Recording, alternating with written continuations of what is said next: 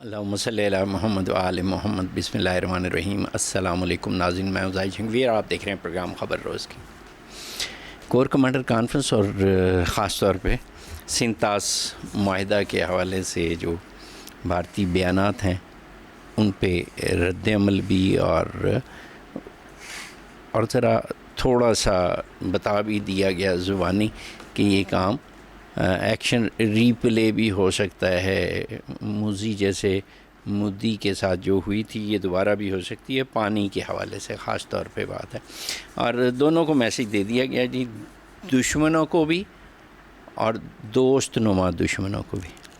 اچھا، دوسرا جو تھا وہ یہ جو حماس نے غزہ میں جو اپنی حکومت کے خاتمے کا بھی اعلان کیا اور نیواں نیواں ہو کے نکل گئے. نہیں، اب یہ والی بات جو ہے، چونکہ پہلے کہیں سے ہم سن نہیں رہے تھے کہ جی اچھا جی وہ یوں خاموشی سے چلے جائیں گے، اور ان کے اس اعلان کے باوجود بھی حملہ کیا اسرائیل نے، اور جس میں بہت سارے لوگ شہید ہو گئے. اب اس میں کیا مسئلہ آتا ہے، خیر یہ تو صاحبان علم ہی جانتے ہوں گے، انہی سے پوچھ سکیں گے. لیکن اس وقت گفتگو جو ہے وہ ہماری امن و امان اور بالخصوص دو کیسز، ایک لاہور کے حوالے سے وہ غیر ملکی خواتین کا کیس سامنے آیا، اور دوسرا اسلام آباد میں عاصم صاحب کے حوالے سے کیس آیا جن کو شہید کر دیا گیا اور سڑک پہ ہی. تو یہ اسلحہ اور یہ سارا جو کنٹرول ہے، یہ اس کے حوالے سے ذرا گفتگو کرتے ہیں. ہمارے ساتھ مہمانان گرامی ہیں طاہر عالم خان صاحب، سابق آئی جی. السلام علیکم طاہر عالم صاحب. جی وعلیکم السلام. اور ہمارے ساتھ موجود ہیں جناب جمیل ہاشمی صاحب، سابق ایس ایس پی اسلام آباد. السلام علیکم ہاشمی صاحب. وعلیکم السلام. Thank you. اچھا جی، طاہر عالم صاحب، یہ جو ہمارے ہاں اس پہ جو غیر ملکی خواتین کے جنسی استحصال کی خبریں آئیں، پھر اس میں بہت ساری حقیقت ہوگی، کئی ذرا بیچ میں اپنے ذاتی قسم کے کئیوں نے ہو سکتا ہے جذبات بھی بیچ میں ڈال دیے ہوں رپورٹ کرتے ہوئے.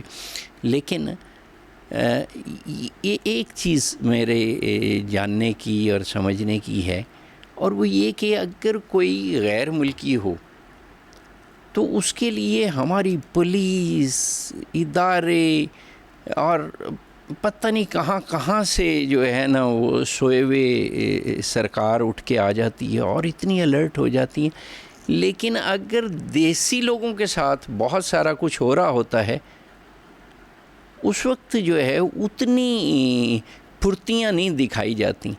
یہ کیا وجہ ہے جی؟ یہ کوئی مائنڈ سیٹ ہے، پریشر ہے، کیا ہوتا کیا ہے یہ؟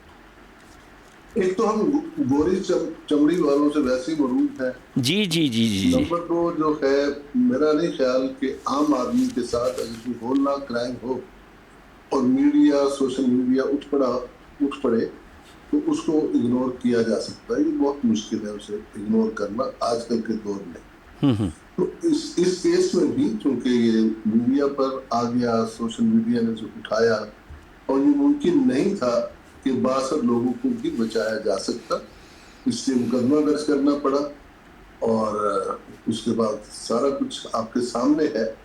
تو ہمارے یہاں یہ بدقسمتی تو ہے اپنی جگہ پر کہ ہم عام آدمی کو کیس کو، بلکہ عام کیس کو بھی میں کہوں گا، ہمیں اہمیت دینی چاہیے. اگر چھوٹا سا کوئی offense ہوا ہے تو اس کو بھی ہمیں پوری طریقے سے اس کو سزا دلوانی چاہیے ملزم کو، کیونکہ آج اگر وہ ایک چھوٹا کرائم کر رہا ہے تو کل وہ بہت بڑا کرائم کرے گا. تو یہ بہت ضروری ہے.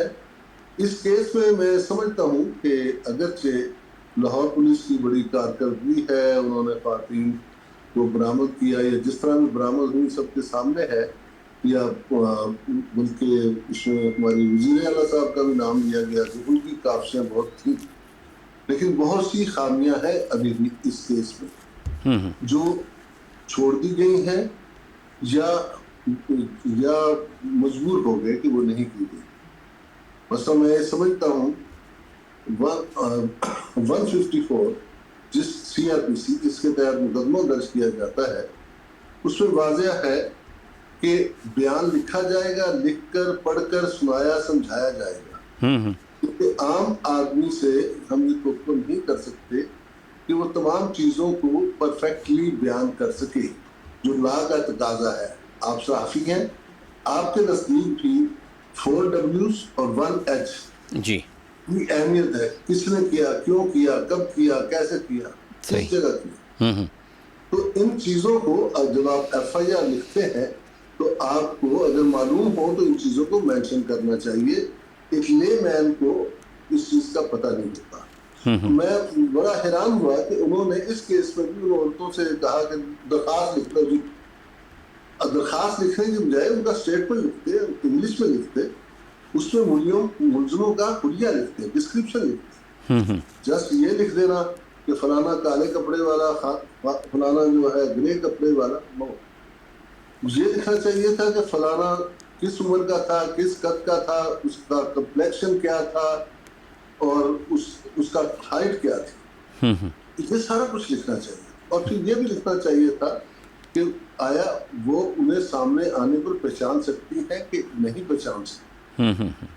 اب جو میں سمجھ رہا ہوں اس کیس میں اگرچہ پولیس نے ان کا ڈیفینیٹلی ان خواتین کو واپس جانے کی جلدی تھی, وہ گھبرا گئی تھی, وہ جانا چاہ رہی تھی, لیکن اور اسی لیے ایک SHO کی قربانی دے دی گئی.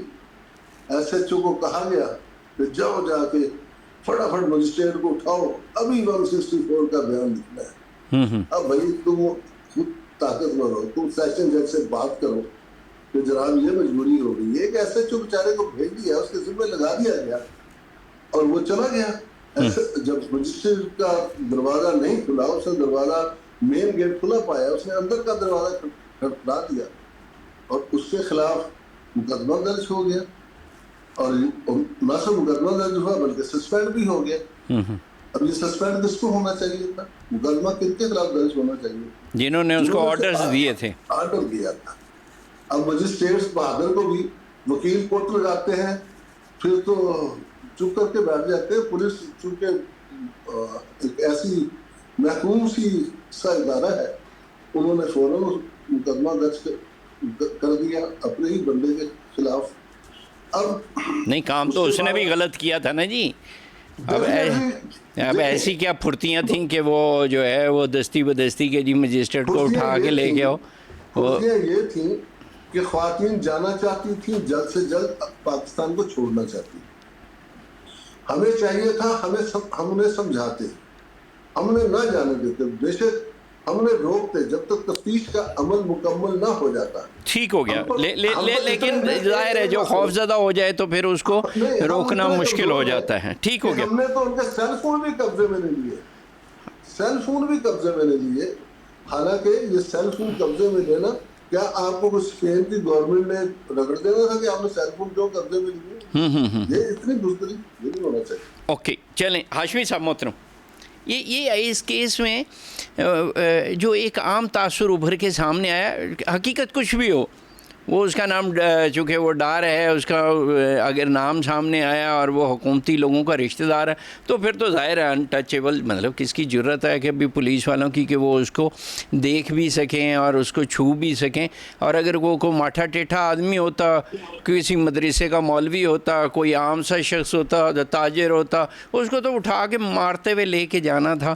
اب یہ بالکل ہی جو ہے وہ اس کے ان کے جوتے کے تسمے بنے ہوئے ہیں. جی بسم اللہ الرحمن الرحیم. Thank you.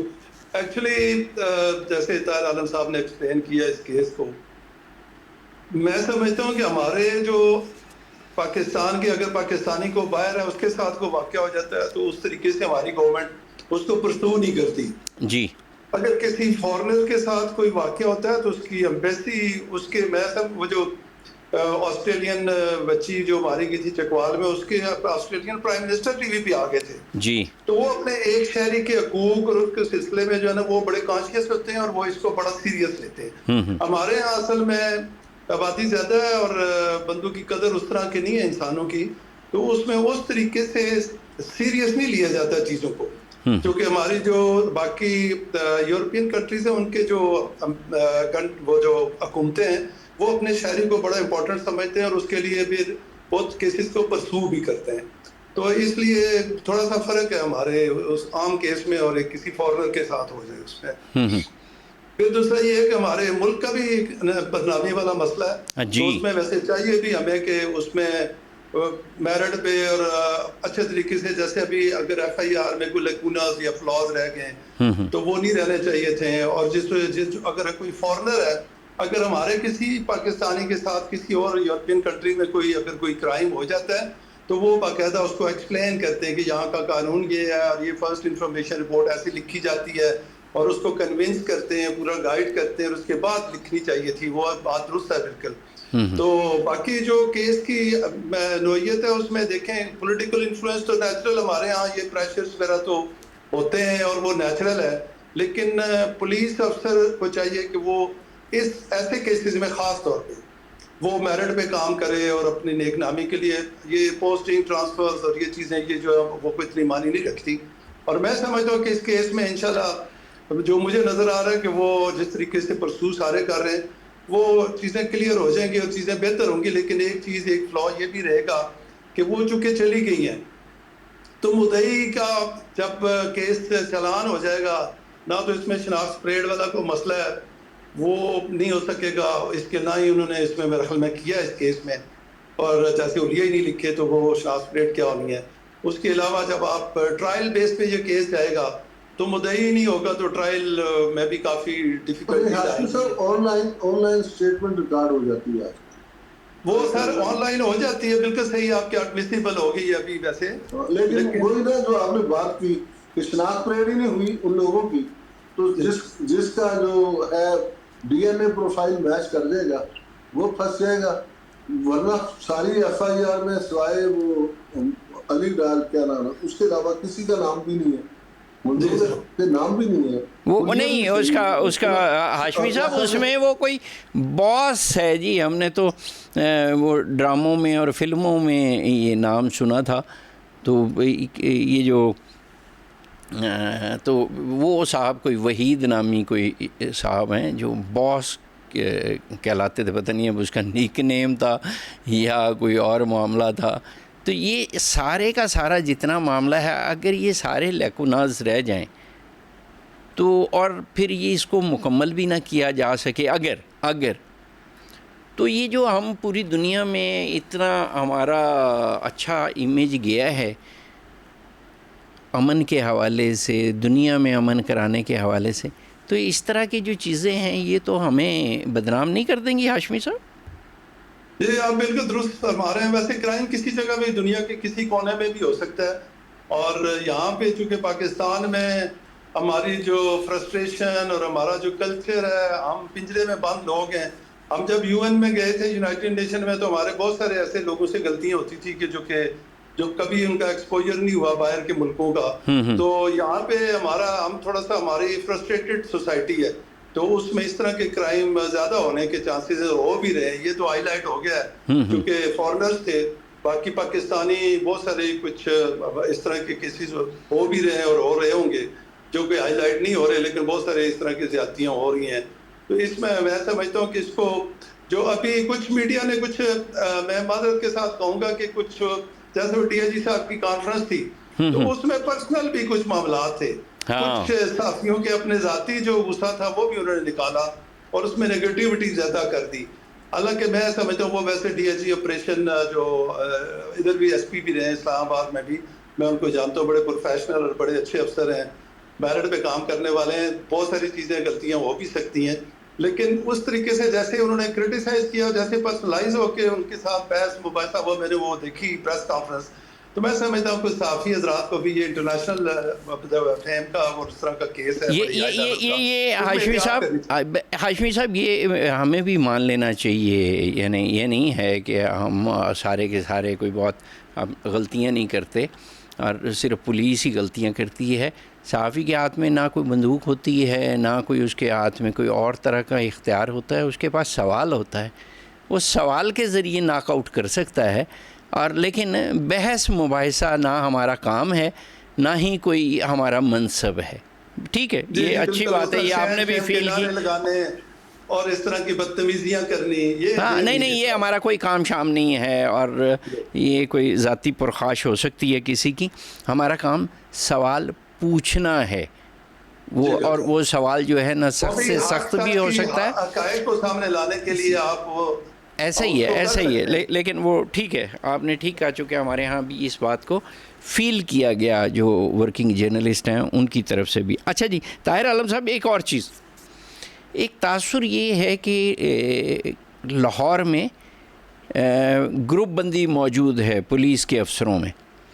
کیا یہ صرف لاہور میں موجود ہے؟ اگر مناسب تو نہیں میں کہ نام لے لوں ان دونوں صاحبان کا، لیکن کیا یہ گروپ بندیاں ہوا کرتی ہیں ہر شہر میں، ہر ضلع میں یا ہر علاقے میں، کہ ایک ہی رینک کے دو لوگ اور دونوں ہی اپنے اپنے شعبے کی سربراہی کر رہے ہوں اور وہ سکور سیٹل کرنے کے چکر میں بھی پڑے ہوئے ہوں ایک دوسرے کے ساتھ؟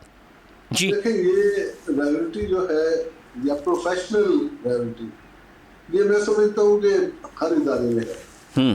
ایون ہم نے دیکھا کہ ایجنسیوں کے ساتھ ہم نے مل کر کام کیا ہے، ٹیررزم کے خلاف کام کیا ہے. تو ہم دیکھتے تھے کہ ایک ایجنسی چاہ رہی ہوتی تھی دوسری ایجنسی کو پتہ نہ چلے، ایک ایجنسی دوسری سے سبقت لے جانے کی کوشش کر رہی ہے.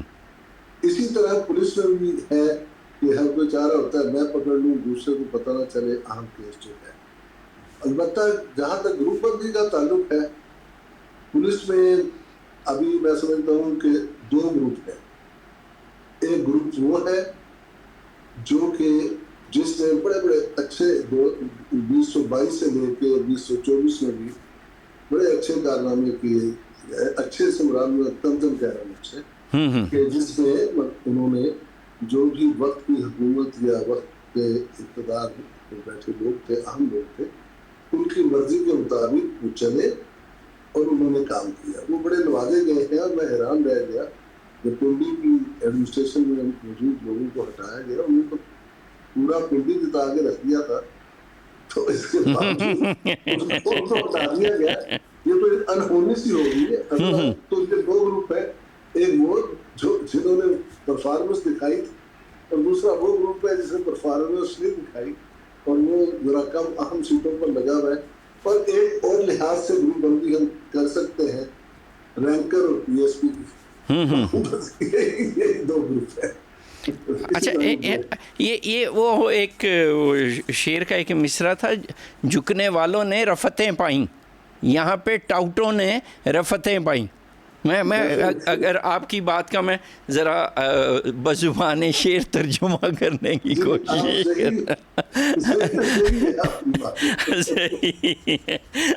اچھا حاجمی صاحب محترم، سنتے ہیں ایک تو یہی والے ڈی آئی جی صاحب اور دوسرا وہ جو سی سی ڈی والے ہیں، یہ ایک دوسرے کے بالکل کوئی کہتے ہیں، سنتے ہیں ہم تو پتہ نہیں، مطلب پتہ چلے کہ وہ کہے جی اچھا جی یہ تو علاج کرو نا جی، اس نو فل فرائی کر دو ورنہ ہاف فرائی تو کر ہی دو.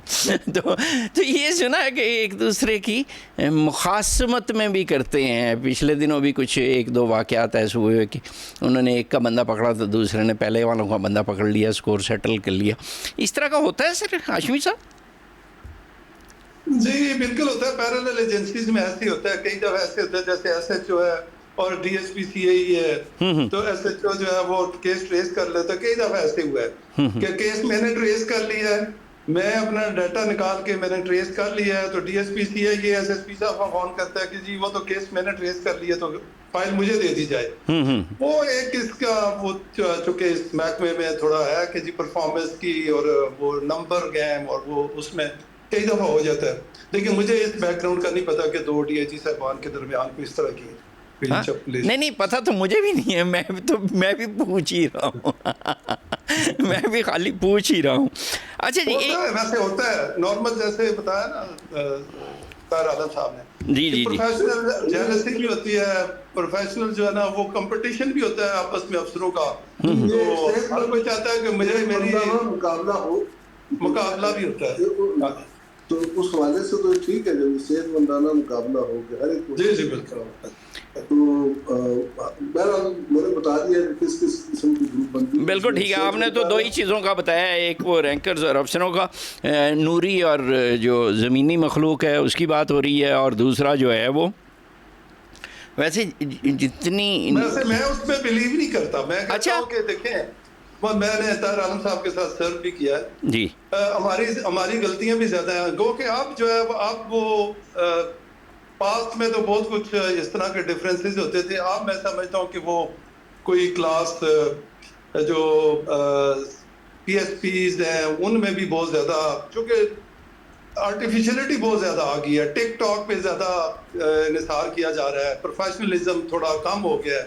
ہر بندہ چاہتا ہے کہ میری لائکس زیادہ آئیں, اور اس میں کئی دفعہ کہ میں یہ پریس کانفرنسز کی بات میں کر رہا ہوں, کئی دفعہ پریس کانفرنس میں کوئی سینئر افسر جو ہے وہ ایسی باتیں اس کیس کے بارے میں بتا جاتے ہیں کہ اگر وہی کیس کی جو ویڈیو ہے وہ جو ڈیفینس کا جو وکیل ہوگا وہ اس کے پاس ہو, انویسٹیگیشن افسر جو ہے وہ آئی او ہے اصل میں یا ایس ایچ او ہے, تو وہ کیس میں کچھ اور لکھا ہوگا اور جو پریس کانفرنس کر دی اس میں کچھ اور بول دیا سینئر نے, تو کنٹراڈکٹری جو اس طرح کی باتیں ہیں. حالانکہ اس سینئر کو ڈھکن کا بھی نہیں پتا, وہ ثابت سینئر نے نہیں جا کے کرنا, آئیو نے کرنا ہے کورٹ میں کیس. تو وہی محتاط آپ انٹرنیشنلی دیکھ لیں, اگر اسکاٹ لینڈ یارڈ کا چیف کانسٹیبلز کو کہتے ہیں آئی جی کو, اگر کسی وقت وہاں پہ کرائم ہوتا ہے تو وہ جب چیف کانسٹیبلز آتے ہیں تو وہ بریف سا ایک پریس کو دیتے ہیں کہ جی such and such crime was committed and the culprits have been arrested, اور جو ہے نا ان کی انویسٹیگیشن از انڈر وے, اور دیٹس آل. اب وہ ایک نیٹی گریٹی میں نہیں جاتے کہ ہم نے ٹریس کیسے کیا, اس کو سم سے ٹریس کیا, گلوز نہیں پہنے ہوئے فنگر پرنٹ سے ٹریس کیا. کل ہمیں یہی پریس کانفرنسز جو ہم کرتے ہیں وہ پھر جو کرمنلز ہوتے ہیں ہارڈنڈ کرمنلز وہ وہی چیزیں احتیاط کرتے ہیں کہ آئندہ انہوں نے اس طرح ٹریس کیا تھا تو ہم ایسے اس کا اب اگلی دفعہ وہ والی غلطی نہ کی جائے. میں سمجھتا ہوں کہ سینئر آفیسرز کو بڑا کیئرفل رہنا چاہیے پریس کانفرنسز کرتے ہیں. ہاں, مطلب وہ صرف کریڈٹ لینے کے چکر میں وہ ہمارے جنگ میں ایک تو نارملی ہوتے ہیں نا میراثی, ایک ہوتے ہیں پرائی ڈول والے. تو میں کئی دفعہ مجھے فیل ہوتا ہے ان کی گفتگو سے, یہ جو پریس کانفرنس کر رہے ہوتے ہیں, کہ ان کے اندر کہیں نا پرائی چھپا ہوا ہے. وہ ایسے ہی ڈول بجائی جا رہے ہیں خواہ مخواہ اپنا. آپ نے ایک اچھا کام کیا اس کا, اور وہ کرنا چاہیے تھا, پیسے بھی تو اسی کے لے رہے ہیں, کسی دے ابے تے احسان تھوڑی کر رہے ہیں. چلیں آگے چلتے ہیں. طاہر عالم صاحب, یہ جو اسلام آباد والا کیس ہے بالخصوص, جس میں یہ جو ہمارے شہید ہوئے ہیں عاصم صاحب, اور ان کی جو وہ پکڑا گیا ہے قاتل سعد عباسی نامی, تو اس کے وہ پکڑا گیا ہے اس سی سی ٹی وی فوٹیج سے, مختلف جگہ سے جو حاصل کی گئی. اور جھنگ میں بھی ایک ایسا ہی کیس تھا وہ اشال فاطمہ کا, وہ اس کے قاتل بھی جو ممکنہ طور پہ قاتل ہو سکتے ہیں وہ بھی ایسے ہی گرفتار ہوئے. تو ہمارے ہاں یہ پولیس کی دوڑیں لگوانے کی بجائے تو یہ جو کیمرے ہیں ان کو کیوں نہیں پرائیویٹ ہر عمارت کو پابند کیا جاتا کہ وہ یہ سی سی ٹی وی کیمرے ضرور بضرور لگائے, اور حکومت نے اگر اس پہ کوئی ٹیکس ویکس لگائے ہوئے ہیں وہ اس کو ختم کرے, تاکہ پولیس کی اور قانون نافذ کرنے والے اداروں کی مدد ہو سکے فوراً. جی, اس کے سلسلے میں باقاعدہ ایک ایکٹ بھی موجود ہے, شارپ سیکورٹی ایکٹ, کہ جو بھی بزنس انٹرپرائزز ہیں وہ اپنے دفاتر کے اندر بھی اور باہر بھی کیمرہ نصب کریں گے, لیکن لوگ اس پر عمل درآمد نہیں کرتے, اور پولیس کو یہ اختیار ہے کہ جو عمل درآمد نہ کرے اس کے خلاف مقدمہ درج کرے یا اس کے خلاف رپورٹ بنا کے مجسٹریٹ کو بھیج دے. تو یہ زیادہ سے زیادہ کروانا چاہیے, اور اسلام آباد پولیس کا بھی پنجاب کے اس قانون کو عائد کر رکھا ہے. اب جو یہ پرٹیکولر یہ کیس ہے, اس کیس میں سمجھتا ہوں جو انہوں نے شہادت دی ہے, یہ ایک سوسائٹی کو جہاں ایک پیغام ملا ہے شہادت دینے کا, دوسری طرف ایک نیگیٹو پیغام مل گیا ہے پبلک کو کہ بھئی کسی کی جان جا رہی ہو, کسی کو اغوا کیا جا رہا ہو تو مدافعت نہ کرو, تمہاری جان خطرے میں جا سکتی. صحیح. تو یہ بہت غلط ہوا ہے یہ پیغام, اور اس میں جو ہے میں سلوٹ کرتا ہوں ان صاحب کو, ان آفیسر کو جنہوں نے شہید عاصم صاحب ہو کے بھی اس مدعے کو روکا. اور پھر اس میں آ جاتا ہے جو اچھا دیکھیں اس میں چونکہ لڑکی کو اس لڑکے کے تمام پائف کا پتہ تھا, جی جی, یہ کوئی بلائنڈ کیس نہیں تھا, تو پھر آگے اس کے دوستوں کا بھی پتہ چل گیا ہوگا, فوراً پولیس نے اس کا موبائل ڈاٹا ریکارڈ بھی لے لیا ہوگا, اس نے جتنی بھی چلاکیاں کی. اور ڈیفینیٹلی ہم اپریشیٹ کریں گے اسلام آباد پولیس کو کہ اس نے بہت جلدی اس کو پکڑ لیا. اور اب اس میں جو ہے ایک تو چیز یہ ہے کہ کوئی شخص جو وہاں سے گزر رہا تھا, کوئی نیچرل بندہ جس نے واقعہ دیکھا سوائے لڑکی کے, کوئی گواہی دے گا؟ مجھے تو لگتا ہے کہ لڑکی بھی ہو سکتا ہے بعد میں مکر جائے, عدالت میں گواہی نہ دے. اور دوسرا ہمیں یہ سوچنا ہے کہ اسلحے کا جو یہ پھیلاؤ ہے, اب دیکھیں ایک معمولی سیلز مین ہے, ینگ لڑکا ہے, اور اس نے اپنے پاس ویپن رکھا ہے. اور ایسا بھی نہیں کہ کوئی وہ سیٹھ دنیا داز ہو, وہ بالکل ہی اس کلاس سے تعلق رکھتا ہے جو مزدوری کے زمرے میں اس کو شامل کرنا چاہیے. وہ ایک عام سیلز مین. ہاں جی, اور اگر اس کے پاس پستول ہے تو کم از کم پتہ تو کرنا چاہیے وہ سوراخ. ہمارے جو پولیس کی پکٹس ہیں یہ موثر ہونی چاہیے, انہیں باقاعدہ طور پر چن کر دیکھنا چاہیے کون سے لوگ ہیں جن کو چیک کرنا ہے, کن کی پرسنل سرچ کرنی ہے, باڈی سرچ کرنی ہے. اور ویسے میں آپ کو بتاؤں یہ سرچ کا قانون پولیس آرڈر میں ہے. اگر اسلام آباد پولیس میں پولیس آرڈر ہو گیا ہے نافذ صحیح معنوں میں پھر تو سرچ لی جا سکتی, ورنہ سرچ بھی نہیں لی جا سکتی. تو اینی وے ہمیں گہرا ناکوں پر عدالتیں یہ کچھ نہیں کہتی سرچ کر سکتے ہیں, تو سرچ جو ہے پراپر کرنی چاہیے. ایسے کھڑے رہنے سے کوئی فائدہ نہیں ہے. ہاں, ان کے پاس زیادہ سے زیادہ وہ ایک ٹارچ سی ہوتی ہے. یقین کریں کہ ادھر لاہور کینٹ میں جو ناکے ہیں یہاں اتنے احترام سے لوگ گزرتے ہیں. کوئی بھی کرمنل ہوگا یا کرمنل کیا کسی کے پاس کوئی بھی کوئی غیر ممنوعہ چیز ہوگی وہ ادھر سے گزرے گا نہیں. اور گزرنے سے پہلے لائٹیں آف, اندر کی لائٹ آن. ہم اسلام آباد پولیس میں اس میں بھی شامل ہوں, ہم اس کی پابندی نہیں کرا سکتے لوگوں سے. ہمیں چاہیے کہ ہم کم سے کم یہ پابندی کرائیں اور لوگوں کو چن کے, یہ نہیں کہ ہر ایک کو روکا جائے, ہمیں اپنے ذہن سے کام لینا ہوگا کہ کون سا بندہ جو ہے اسے روکنا ہے اور اس کی تلاشی لینی ہے. اور پولیس کی آنکھ میں تو ایک اسپیشل قسم کا جو ہے نا, وہ تجربے کی بنیاد پہ بہت میرا یہ خیال ہے کہ ان کی آنکھ میں کوئی ایسا کوئی کیمرہ نصب ہوتا ہے کہ وہ دیکھ لیتے ہیں اکثر اوقات ان کا مشاہدہ بالکل درست نکلتا ہے اور وہ عین اسی پہ ہاتھ رکھتے ہیں جو کہ کوئی نہ کوئی جو ہے کسی خرابی میں ملوث ہوتا ہے. اچھا جمیل ہاشمی صاحب, ابھی بات ہو رہی تھی کیمروں کی, میں یہ گیا یہ جب F8 میں ضلع کچہری تھی تو یہاں پہ جا کے میں نے ذرا پوچھا تاچھا تو پتہ چلا کہ وہ جو جتنے وہ اسکینر لگے ہوئے تھے سارے خراب تھے. اور تبھی جو ہے وہ آئی جی اس وقت کا عین پریس کانفرنس کر کے کہہ رہا تھا کہ جی ہم نے سیکورٹی ایسی فول پروف کر دی.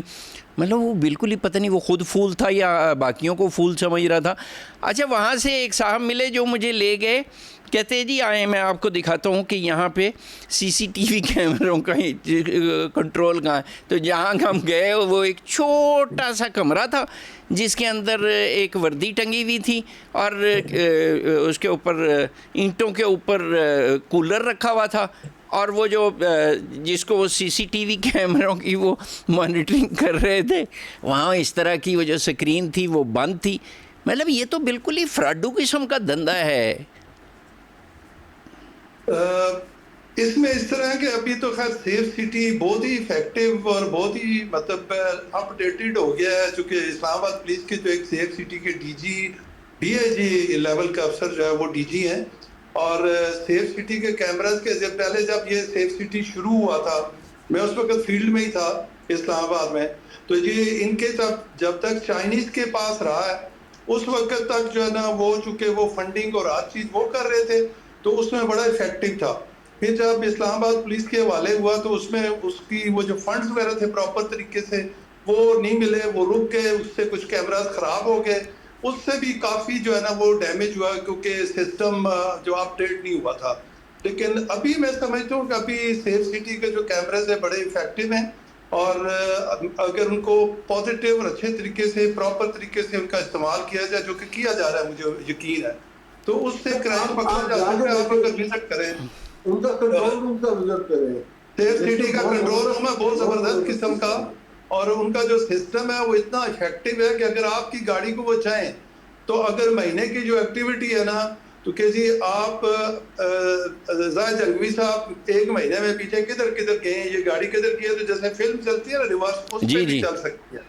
اچھا نہیں وہ تو ضرور چلائیں, لیکن F8 میں تو یہ بھی پتہ چلا تھا کہ وہ سی سی ٹی وی کیمرہ جو لگا ہوا تھا وہی چور لے گئے تھے.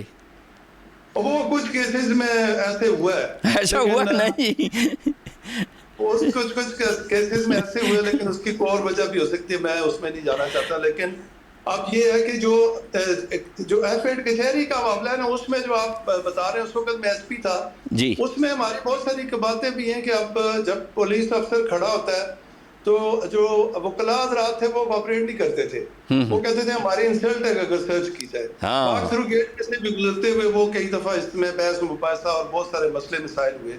تو ہمیں چاہیے کہ بطور شہری بھی ہم پولیس کے ساتھ پورا تعاون کریں, کیونکہ پولیس اگر کھڑی ہے, میں سمجھتا ہوں جیسے طاہر عالم صاحب نے کہا کہ جی پولیس کو بھی پروفیشنلزم دکھانا چاہیے کہ کس کو روکنا ہے کس کو نہیں روکنا.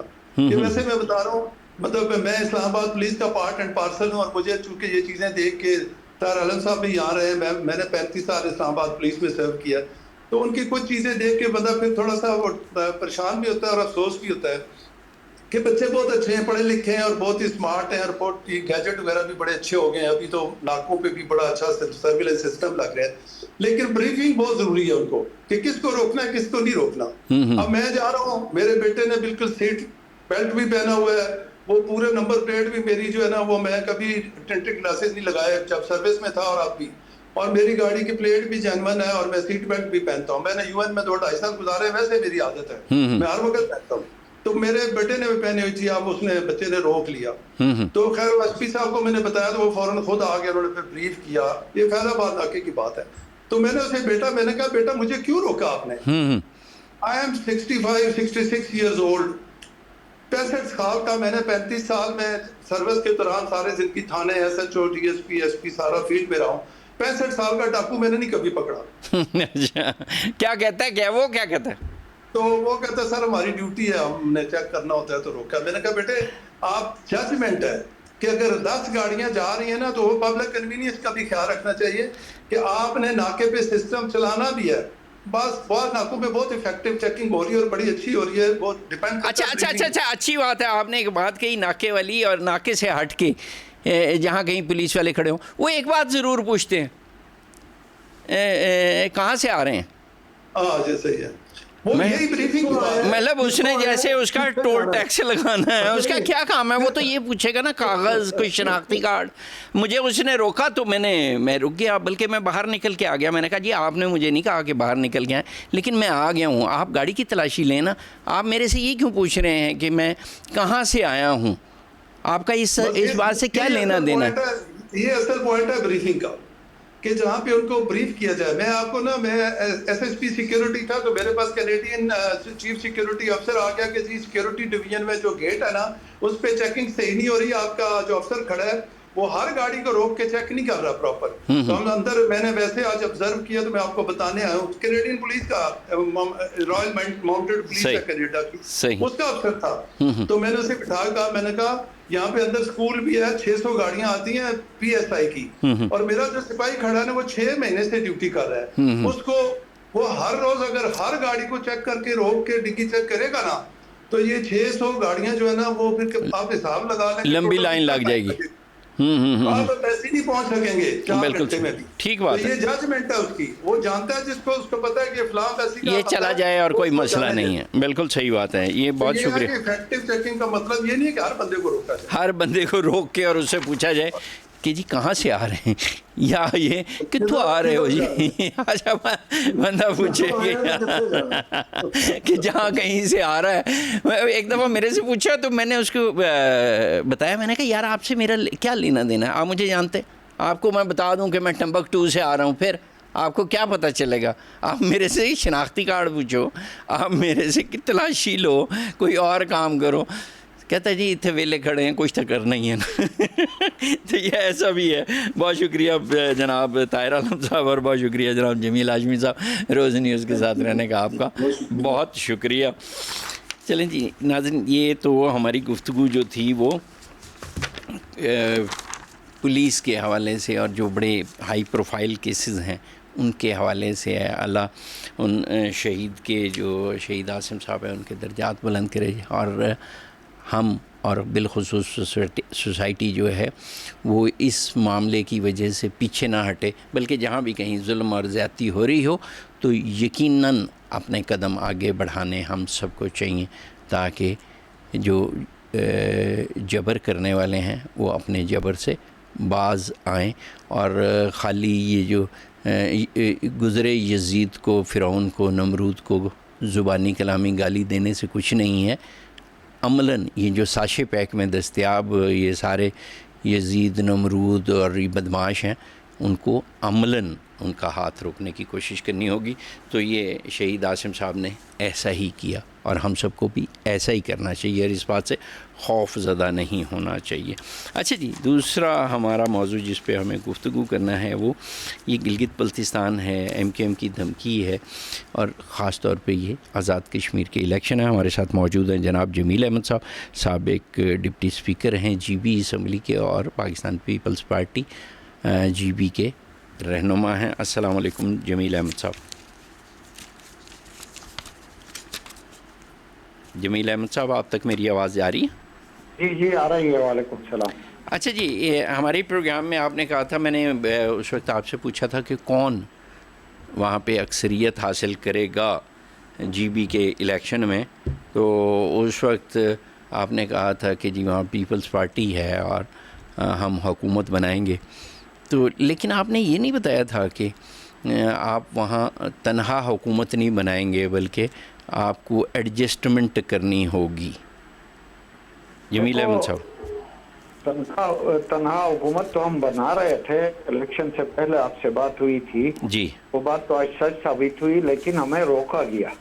اچھا، اگر ہمیں نہیں روکتے تو ہم مزید 2/3 اکثریت شاید لے جاتے. جو لوگوں نے نکل کے ووٹ دیا اس کے مطابق اگر اس کو ثبوت چلنے دیتے تو شاید پیپلز پارٹی 2/3 اکثریت لے جاتی.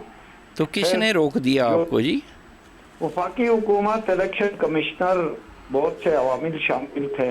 الیکشن سے پہلے بھی ہمیں روکا گیا کچھ حلقوں میں، الیکشن کے بعد بھی آپ نے دیکھا بھی ہماری کیسز عدالتوں میں ہے. دو ادھر حلقوں میں الیکشن اناؤنس ہوا ہے. اچھا، کچھ ابھی روکا جو الیکشن ٹریبیونل میں گئے، وہ نہیں روکتے. تو یہ گلگت میں ایک اور چیز میں آپ کو بتاؤں، یہ پہلی دفعہ ہوا ہے کہ گلگت بلتستان میں پہلی دفعہ، اور پہلے بھی ایسا ہی ہوتا رہا. وہ پہلے بھی میں نے کہا تھا کہ یہ مینیج کرتے ہیں وفاقی حکومت جب ہوتی ہے، تو گلگت بلتستان کے لوگوں نے ان کی مینجمنٹ ناکام بنا دی. اس کے باوجود پیپلز پارٹی جو ہے 12-13 سیٹوں سے جیت رہی تھی، پھر بھی روکا. تو آج پھر اللہ کے فضل سے ہماری حکومت پھر بھی بن گئی اور کولیشن بن گئی. IPP کو امیدوار شامل ہو گئے. IPP میں یہ دنیا میں کہیں نہیں ہوتا ہے کہ آزاد امیدوار جو ہے وہ ایسی جائے جو بالکل جو بھی ہونا تھا وہ ہو گیا. ہم حکومت بن گئی ہے، CM بن گیا، تو اللہ کا شکر ہے، گلگت بلتستان کے عوام کی مہربانی. اچھا، یہ تناسب کیا ہوگا IPP کا اور آپ کا؟ وہ ابھی ڈسکشن ہے. شاید آج بھی کوئی، میں نہیں تھا، ہماری کوئی ادھر چیئرمین آئے ہیں بلاول بھٹو صاحب اور CM صاحب، اور وہ بیٹھے ہوئے ہیں، وہ کوئی فارمولا طے کریں گے. اچھا، یعنی وہ منسٹرز بھی ہوں گے IPP والے؟ جی جی، منسٹرز بھی ہوں گے. تو جن کو آپ یہ کہہ رہے ہیں کہ ہم نے کبھی یہ سنا نہیں کہ کوئی کسی ایسی پارٹی میں لوگ چلے گئے ہوں جو اکثریت میں نہ ہو، تو کیسا؟ اکثریت نہیں، ایک سیٹ بھی نہیں تھی IPP کی. जी जनरल इलेक्शन में एक सीट भी नहीं थी। तो फिर अब फिर ये कितनी आजाद चार उम्मीदवार आजाद थे, वो आईपीपी में चले गए। तो कैसे चले गए? कैसे जाते हैं पता नहीं, अब आपने बताना हमें, हमें क्या पता? आप मुझसे बेहतर जानते हैं। नहीं, अगर मैं आपसे बेहतर जानता तो मैं पूछता क्यों? एक छोटे से इलाके का छोटा सा सियासतदान हूँ, वो तो आप बेहतर समझते हैं पूरे पाकिस्तान में। नहीं, लेकिन आप बताएंगे तो हमें पता चलेगा ना जी वहाँ की बड़े आदमी हैं, उसकी पार्टी में चले गए, एक सीट भी नहीं थी। तो मतलब मैं यही तो समझना चाह रहा हूँ कि जिसकी आप समझते हैं, मुझसे ना समझे, आप बेहतर समझते हैं। बहरहाल अभी वो हमारे इत्तेहादी हो गए हैं, हम हुकूमत में है, इससे ज्यादा मैं और क्या बात करूं। अच्छा, चले कहीं कहीं ऐसा तो नहीं गुस्सा कि आपको कि आप अगर कामयाब नहीं हुए तो कोई जो है ना, चूँकि आपकी पार्टी में से तो कोई किसी ने ऐसी कोई आवाज़ बुलंद नहीं की, बल्कि आज भी बिलावल साहब की हम बात सुन रहे थे तो उन्होंने कहा जी प्राइम मिनिस्टर साहब का बेहद शुक्रिया। नहीं, वो तो इलेक्शन के बाद उन्होंने, आपको पता है, बिलावल साहब ने वो बजट का बाइकाट किया, फिर मामलात इस्लामाबाद में सेटल हुए, तो नून लीग ने फिर जो है हमें वोट देने का कमिट किया। और वोट सिर्फ उन्होंने नहीं दिया, पीटीआई और एमडब्ल्यूएम और आईपीपी सब ने दिया, और अनपोस्ट हमारा स्पीकर, डिप्टी स्पीकर और सीएमआई। यानी आपको एमडब्ल्यूएम की भी हिमायत हासिल है? इलेक्शन के बाद जो हमारा इलेक्शन हुआ, सीएम का, कायदे अवान का, स्पीकर, डिप्टी स्पीकर का, जी सब ने वोट दिए और अनपोस्ट आए। उस पे आज चेयरमैन ने मुस्लिम लीग नून, आईपीपी, एमडब्ल्यूएम और पीटीआई सबका शुक्रिया अदा किया। अच्छा, तो ये बड़ा कमाल की बात है कि एमडब्ल्यूएम भी आपको सपोर्ट कर रही है और पीटीआई भी आपको सपोर्ट कर रही है, तो फिर तो वो कौमी किस्म का की नहीं हुकूमत हो गई। गिलगित बल्तिस्तान में रवायात कुछ ऐसे हैं, पहले भी ऐसा होता है, कोई चंबे की बात नहीं है। इससे पहले भी ऐसा हुआ है कि एक जमात लीड करती है तो दूसरे कैंडिडेट अगर वो जीतने की पोजीशन में नहीं हो तो वो इस तरह के अनपोस्ट में हिमायत करते हैं। नहीं, अब वो जब वो पीटीआई के थे तब तो आप लोगों ने उनका इस तरह साथ नहीं दिया था। 2009 में भी पीपल्स पार्टी के सीएम बने थे, उस वक्त भी ऐसा ही हुआ। नहीं, मैं तो ये बात कर रहा हूँ पिछली जो इनसे पिछली हुकूमत जो थी पीटीआई की जीबी में, तो आप लोगों ने तो उनके साथ इस तरह का कोई नेकी करने की कोशिश नहीं की थी? मेरे ख्याल में, मुझे उसका इल्म नहीं है, लेकिन उस वक्त चूंकि वफाक की मुदाखलत बहुत ज्यादा थी, आफ्टर इलेक्शन भी थी, उस वक्त हालात शायद ऐसे ना थे, मुझे उसका एग्जैक्ट इल्म नहीं है पिछले का, लेकिन इससे पहले भी ऐसा हुआ है।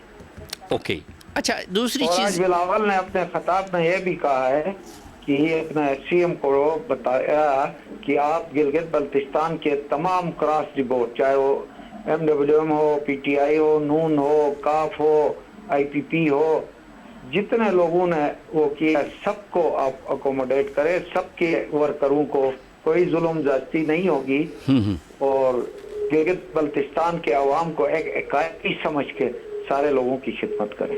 अच्छा, दूसरी एक और भी चीज़ है कि उन्होंने, बिलावल साहब ने कहा कि उनकी ख्वाहिश है कि कौमी असम्बली में जीबी की नुमाइंदगी हो। ये कैसे मुमकिन है जी? क्या इसके लिए क्या तरीक़ाकार होगा? ये बिलावल भट्टू ने हमारे 2020 के 18 के मंशूर में था कि गिलगित बल्तिस्तान को बुरी सूबा बना देंगे। उसी तनाजुर में इलेक्शन के बाद आपने देखा होगा कौमी असम्बली में खिताब किया, उसमें भी गिलगित बल्तिस्तान का मुकदमा कौमी असम्बली में पेश किया, और आज भी उसी तनाजुर में था कि हम वो कॉन्स्टिट्यूशनल कोई कन्वेंशन बुलाएंगे आज़ाद कश्मीर के इलेक्शन के बाद, उसमें आज़ाद कश्मीर जीबी को भी बुलाएंगे और पूरे पाकिस्तान की तमाम जमातों को उधर बुला के एक कंसेंसस पैदा करेंगे। तो ये तो पीपल्स पार्टी से हमारा नारा था हकमियत वाला, उस सिलसिले की एक कड़ी थी कि बिलावल भट्टू ने यह आवाज़ कौमी असम्बली में भी उठाई, गिलगित बल्तिस्तान में उठा रहे हैं और आज़ाद कश्मीर में भी उठाएंगे। अच्छा, दूसरा उन्होंने कहा कि मेरी ख्वाहिश है कि मेरी ये जो है ये आइनी हुकूक दिलवाऊं मैं जीबी को। आइनी हुकूक से क्या मुराद है? आइनी हुकूक से मुराद ये है कि हमें पाकिस्तान के आईन में आर्टिकल 1 से लेके आखिरी आर्टिकल तक गिलगित बल्तिस्तान का कहीं जिक्र नहीं है, ज्योग्राफिकल बाउंड्रीज में नहीं है। गिलगित बल्तिस्तान की आपको पता है एक तारीख है, गिलगित बल्तिस्तान के आज़ाद करा के इलाक़ किया, उसके बाद उस इलाक़ को तस्लीम तो किया लेकिन यहाँ HCR का कानून नाफिज कर दिया, फिर भट्टू साहब ने आके उसको ख़त्म किया और वो जमहूरी तसलसल आज तक शुरू है। फिर जरदारी साहब ने इसको इंतज़ामी सूबा बनाया। आईनी हुकूक से मुराद ये है कि हमें आईनी तमाम इदारे, चाहे वो पार्लियामेंट में हो, बाकी इदारे हो, उनमें नुमाइंदगी मिले। तो हमारे लोगों का ये मुतालबा है, गिलगित बल्तिस्तान का ये वाहिद खित्ता है जो पाकिस्तान के वफाक में आइन में शामिल होना चाह रहा है। लेकिन वो चूँकि एक वो उसका पूरे कश्मीर के उसमें शामिल है और उसके तनाजुर में है, तो वो किस तरह कोई दरमियानी रास्ता ऐसा क्या कैसे इख्तियार किया जाएगा? ऐसा है कि अबूरी सूबे की बात है, till the settlement of Kashmir dispute. अभी 70-75 साल हो गए, हमें अभी तक पार्लियामेंट में नुमाइंदगी नहीं है, दूसरे आईनी इदारों में नुमाइंदगी नहीं है। पीपल्स पार्टी का तो शुरू से यही था। इवन भट्टू साहब ने यहाँ जो इंट्रोड्यूस कराया था 1974 में, वो ये लिखा था कि 10 साल बाद इनको वफाक में शामिल करेंगे, लेकिन भट्टू साहब की इतनी जिंदगी नहीं रही, वो मामला उधर रहा। उसके बाद मुख्तलिफ हुकूमतें आई, नून लीग की 3 दफ़ा आई, काब लीग की आई, मुख्तलिफ जमातों की आई, लेकिन किसी में इतनी हिम्मत जुरात नहीं हुई। वही जुरात उसके भट्टू साहब के नवासे ने दिखाई है, पार्लियामेंट में भी, गिलगित बल्तिस्तान में भी। और हमें उम्मीद है कि बाकी जमातें भी जो पाकिस्तान से मोहब्बत रखती हैं, गिलगित बल्तिस्तान से मोहब्बत रखती हैं, वो भी इस कौमी कन्वेंशन में आके गिलगित बल्तिस्तान के जो आईनी हुकूक है या हमारा पार्लियामेंट में नुमाइंदगी है या आईनी अबूरी सूबा है, उसमें साथ देंगे। अच्छा, एक और चीज़, और वो बस मेरा ख्याल है आखिरी सवाल आपके लिए, आपकी खिदमत में, कि क्या करेगी आपकी पीपल्स पार्टी की हुकूमत ऐसा कि वहाँ के लोग जो है वो कहें कि जी कमाल कर दिया, किसी और हुकूमत ने कुछ ऐसा नहीं किया था जो पीपल्स पार्टी ने कर दिया, रोज़गार के हवाले से, वहाँ की बुनियादी ज़रूरियात और सहूलियात की फ़राहमी के हवाले से, महंगाई में कमी के हवाले से, जिसके बराह रास्त उनको रिलीफ मिले? इसमें यह है कि आज हमारे सीएम साहब ने अपनी तकरीर में पूरा वजाहत के साथ बता दिया है, गिलगित बल्तिस्तान में सर्दियों में 6-7 महीने 2 घंटे बिजली आती है, 22 घंटे जो है वो लेड शेडिंग, इतने वसाइल होने के बावजूद, नेचुरल रिसोर्सेस है, पानी है, दरिया यहाँ से बहते हैं, नाले हैं, उसके बावजूद क्योंकि रिसोर्सेस की कमी है, तो हम वफाक से भी उसने मुतालबा कि इस मामले में हमसे ताउन करे और हम जो है वो PPP मोड्स पे जाके बिजली बनाए। फिर हमारे कुदरती वसाइल हैं, मिनरल्स है, जिमस्टोन, इतने पहाड़ है, उनके अंदर कुदरत के खजाने हैं, उनको एक्सप्लोर करने के लिए हम जो है इन्वेस्टर को रागिब करेंगे। तो हमारी आबादी थोड़ी है, 17 से 20 लाख के करीब आबादी है, लेकिन रकबा जो है वो 28,000 जो है मुरब्बा मील है। तो खित्ता बहुत बड़ा है, आबादी बहुत कम है, तो इंशाअल्लाह कोशिश करेंगे हमारी हुकूमत जो है इसको मिसाली बहुत अच्छी बात है, अगर सुबह को भी पैगाम दे दे। बहुत अच्छी बात है। उसके लिए वफाक का ताउन बहुत जरूरी है। अगर यहाँ बिजली बनाई जाए तो 1 लाख मेगावाट बिजली हाइडल बनाने की कैपेसिटी, हम चाहते हैं कि वो थर्मल से, वो LNG और कोयले से पाकिस्तान के लोगों की जान छूटे और हम जो है 5 से 7 रुपए 10 रुपए में बिजली। चलें, बहुत शुक्रिया जनाब जमील अहमद साहब, आपका रोज़ न्यूज़ के साथ रहने का आपका बहुत शुक्रिया। नाज़रीन, आपने ये गुफ्तगू सुनी है कि वो जो आईनी हुकूक हैं, जो आज़ाद कश्मीर वाले या गिलगित बल्तिस्तान वाले जो ये हुकूक की बात कर रहे हैं, तो उनको इस तरह की सहूलत आइन में कोई ऐसी कोई रास्ता तलाश किया जाए जिसकी वजह से उनको ये एहसास हो कि हम भी मरकज़ी धारे में मौजूद हैं, ताकि वहाँ पे जो इनफरादी सतह पे दूसरे मुल्कों के बहकाए में आने की बजाय लोग जो है वो सिर्फ़ और सिर्फ पाकिस्तान का परचम بلند کریں، چاہے بہکاوے میں آنے والے کوئی بہت ہی معمولی فیصد کے لوگ کیوں نہ ہوں۔ ایک تو یہ والی بات ہو گئی، اور دوسرا وہ مولانا فضل الرحمان کو جو آزاد کشمیر میں کردار ادا کرنے کے لیے درخواست کی گئی تھی، اب اس کا پتہ نہیں کیا جواب آیا۔ اور اسی طرح اور بھی جو ایسی ہی چیزیں ہیں جو گفتگو ہے، اور خاص طور پہ یہ جو لاہور کا کیس اور اسلام آباد کا کیس، یہ جو شہید گروپ کیپٹن کے حوالے سے ہے، اور لاہور میں وہ کرپٹو کرنسی اور غیر ملکی خواتین کے حوالے سے کیسز ہیں، تو ان کو ذرا اور زیادہ بہتر طریقے سے ہینڈل کیا جائے، تاکہ یہ جو سعد عباسی نامی قاتل ہے، اس کو تو سر عام پھانسی دینی چاہیے، تاکہ باقی لوگوں کو کان ہو جائیں، وہ اس طرح کی کوئی حرکت نہ کریں۔ لیکن اسی طرح ان غیر ملکی خواتین کے کیس میں جو اگر کوئی طاقتور شخص موجود ہے تو اس کے پاؤں کا تسمہ بننے کی، اس کے بوٹ کا تسمہ بننے کی بجائے قانون اپنا رستہ اختیار کرے، اور ان کو بھی اسی طرح کی سزا کے عمل سے گزارا جائے جس طرح کی سزا کے عمل سے ایک عام آدمی کو گزارا جاتا ہے۔ خواتین کے ساتھ زور زبردستی زیادتی کے کیسز میں تو یہ جو CCD ہے فوراً حرکت میں آ جاتی ہے، لیکن چٹھا صاحب شاید جو ہے وہ اب شاید ان کے کان میں روئی ہے یا کوئی اور معاملہ ہے، یا پھر دوسری صورت یہ ہو سکتی ہے کہ حقائق وہ نہیں ہیں جو ہمیں بتائے، سمجھائے اور سوشل میڈیا کے ذریعے اچھالے جا رہے تھے۔ اور آخری بات یہ ہے کہ قانون کی عملداری ہوگی تو کم از کم پاکستان کی عالمی سطح سمیت کسی بھی جگہ پہ کوئی بھی بدنامی کرنے کی کسی بھی مذموم کوشش کو کامیابی حاصل نہیں ہو سکے گی۔ لیکن ہمیں بھی اپنی وہ جو منجی تلے ڈانگ پھیرتے رہنا چاہیے۔ اللہ آپ کا ہم سب کا حامی ناصر ہو۔ ذائع جنگوی کو اجازت دیجیے۔ اللہ وارث۔